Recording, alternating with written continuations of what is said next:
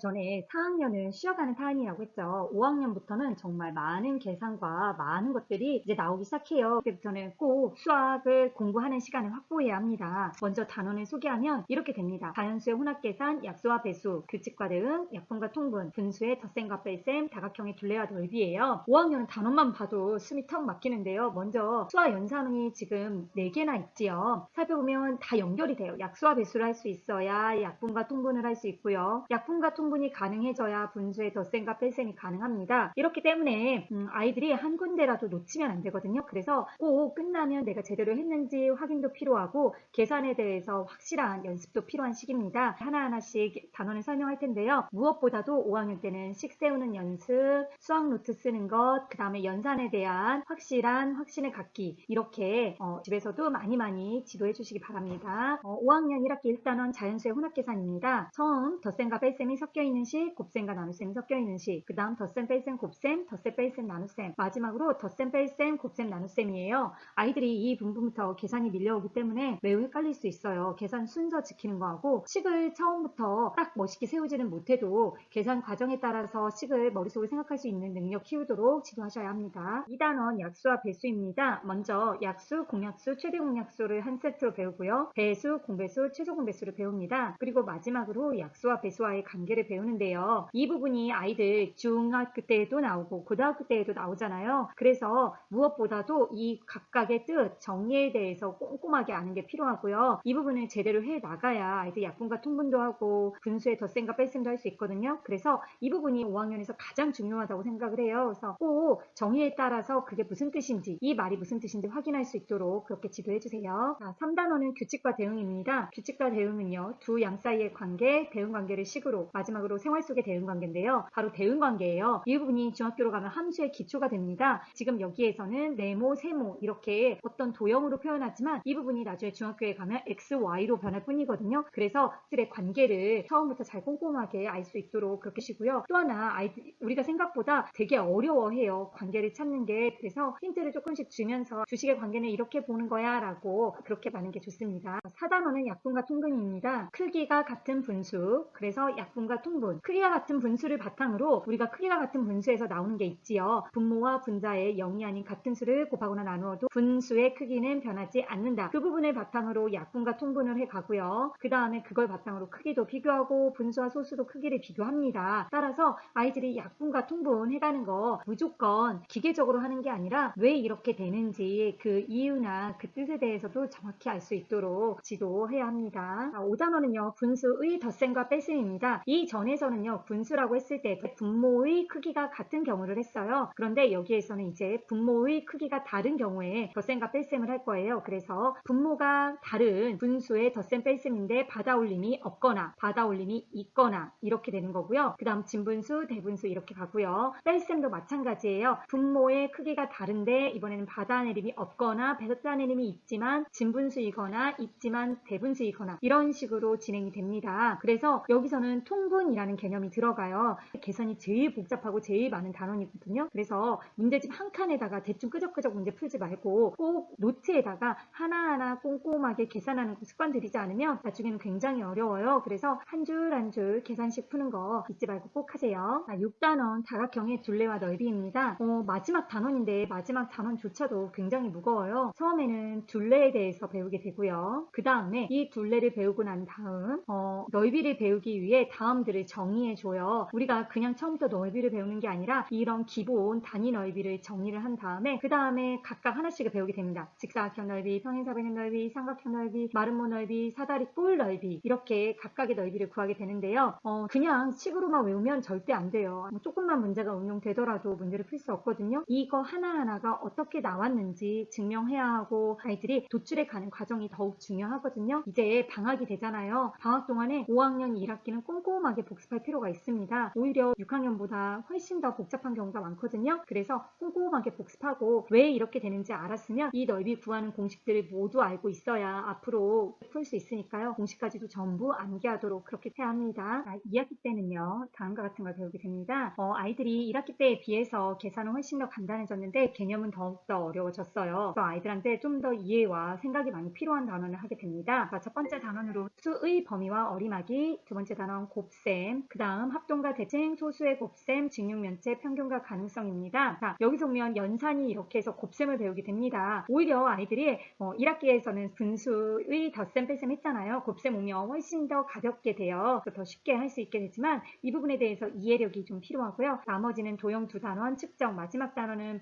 자료와 가능성이지요. 그래서 좀 더 세세하게 하나하나씩 이야기해 보도록 하겠습니다. 수의 범위와 어리마기입니다. 이 단원에서는 두 가지라고 볼 수 있겠죠. 수의 범위에서 이상, 이하, 초과, 미만을 배우게 되고요. 어리마기에서 올림, 버림, 반올림을 배우게 돼요. 매우 간단하다 싶지만 오히려 어려운 부분이 있거든요. 그래서 하나하나 개념에 대해서 확실하게 이 뜻이 무슨 뜻인지 하나하나 확실하게 알고 있지 않으면 나중에 더 큰 문제가 될 수 있어요. 그러니까 이런 말뜻, 약속이 무엇인지 꼭 알 수 있도록 해주셔야 합니다. 두 번째 단원으로는 분수의 곱셈입니다. 분수의 곱셈은요, 이렇게 단계별로 배워요. 분수 곱하기 자연수, 자연수 곱하기 분수, 진분수, 진분수, 여러 가지 분수의 곱셈해서 분수의 곱셈을 완성하게 되는데요. 개념은 훨씬 더 어렵지만 계산은 훨씬 더 쉬워요. 그런데 이 방법을 한 가지 방법만 알고 그냥 그거를 기계적으로 반복하면 안 돼요. 요즘 아이들은 그렇게 공부하지 않아요. 분수의 곱셈하는 방법들을 여러 가지를 다 알아야 되고요. 그 각각의 네모넣기나도 할 수 있으려면 개념에 대해서도 확실히 왜 이렇게 되는지 알아야 하니까 그 부분에 대해서 놓치지 않도록 하셔야 합니다. 3단원으로 합동과 대칭입니다. 합동과 대칭에서는요, 도형의 합동 도형의 성질, 다음 선대칭 도형, 점대칭 도형 이렇게 배우게 돼요. 이 부분은 도형에 대해서 감각이 없는 친구들은 굉장히 힘들 수 있어요. 오히려 선대칭 도형 같은 경우에는 조금 간단해도 점대칭 도형 같은 경우에는 저도 아직까지도 이게 점대칭인가 아닌가 헷갈리는 경우가 많아요. 근데 제가 전에 얘기했죠. 어디에다 그려보면 좋다고 했어요. OH 필름에다가 혹시나 처음 듣는 사람들도 이 OHP 필름에 도형을 직접 그려보고 덜려보고 연습해보시면 훨씬 더 도형에 대한 감각을 키울 수 있거든요. 물론 OH 필름을 무조건 그냥 갖다 대면 안 돼요. 그러다 보면 전혀 아무 생각도 할 수 없게 되고요. 먼저 상상해보고 그 다음 OH 필름을 대고 그려보고 내 상상과 그 된 필름을 비교하는 거 작업 필요합니다. 그리고 합동 도형의 성질 이런 부분을 잘 알아야 중학교로 올라갔을 때 작도할 수 있거든요. 그래서 꼼꼼하게 도형의 성질과 개념들 이해할 수 있도록 해야 합니다. 네 번째 소수의 곱셈입니다. 소수의 곱셈은요, 이렇게 먼저 순서대로 배워요. 소수, 잔수, 잔수, 소수, 소수, 소수 이렇게 배우는데요. 아마 이렇게 배우면서도 아이들이 왜 이렇게 쪼개지? 그냥 방법 하나만 알려주시면 안 돼요? 하지만 이게 단계별로 배우는 이유가 왜 그런지에 대해서 아이들이 기계적으로 반응하지 않고 개념에 대해서 확실히 알도록 하는 거거든요. 그래서 하나하나를 그림으로 표현했을 때 그 그림을 이해할 수 있도록 아이들이 알아야 합니다. 그 다음 마지막으로 소수 곱의 위치예요. 이 곱의 위치를 알면 이제 알고리즘 완성이죠. 소수의 계산을 이렇게 하면 돼 라는 걸 완성하게 됩니다. 그래서 이런 부분까지 꼼꼼하게 해나가면 됩니다. 5단원 직육면체입니다. 아이가 1학년 1학기 때부터 그렇게 배웠던 이제 입체 도형을 꼼꼼하게 배우는 시기라고 할 수 있어요. 그래서 직육면체란 성질, 그 다음 겨냥도와 전개도에 대해서 배우고요. 정육면체도 마찬가지로 배웁니다. 아이들이 겨냥도, 전개도 상상하기 굉장히 힘들거든요. 이 부분은 정말 과자각도 잘라보고 전개도도 많이 만들어 봐야 돼요. 저희 집 같은 경우에도 전개도가 안 되면 그냥 무한적으로 만들었어요. 무한히 전개도를 만들어보고 그 만든 걸 바탕으로 되는지 살펴보고 직접 만드는 것만큼 좋은 게 없어요. 그래서 많이 만들어 보는데 회사랑도 똑같아요. 먼저 만들기 전에 상상하고 그 다음 만들어 본 다음에 그 다음 비교하는 작업, 먼저 상상하는 작업이 제일 중요하거든요. 그래야 아이들이 나중에 내가 상상만으로도 완성할 수 있습니다. 상상하고 만들어 보기 잊지 마세요. 6단원 평균과 가능성입니다. 평균에서는요, 의미 구하기 이용 이렇게 평균을 알아보고요. 그 다음 일이 일어날 가능성에서는 이런 식으로 배우게 되는데요. 평균은 저희 때는 매번 중간고사, 기말고사를 봤기 때문에 평균 내는 게 굉장히 익한데 아이들은 평균을 내본 적이 없어서 굉장히 어려워하더라고요. 그래서 평균에 대해서 조금 더 설명을 하시고요. 일이 일어날 가능성은 우리가 평상시에도 많이 쓰는 확률이라는 말을 쓰는 단원이지요. 둘 다 중학교, 고등학교까지 연결 단원입니다. 하나하나 차근히 중학교, 고등학교에 갔을 때 이거였구나 하고 더 잘 이해할 수 있게 돼요. 그러니까 차분히 연결해서 하셔야 합니다. 마지막으로 5학년 정리할게요.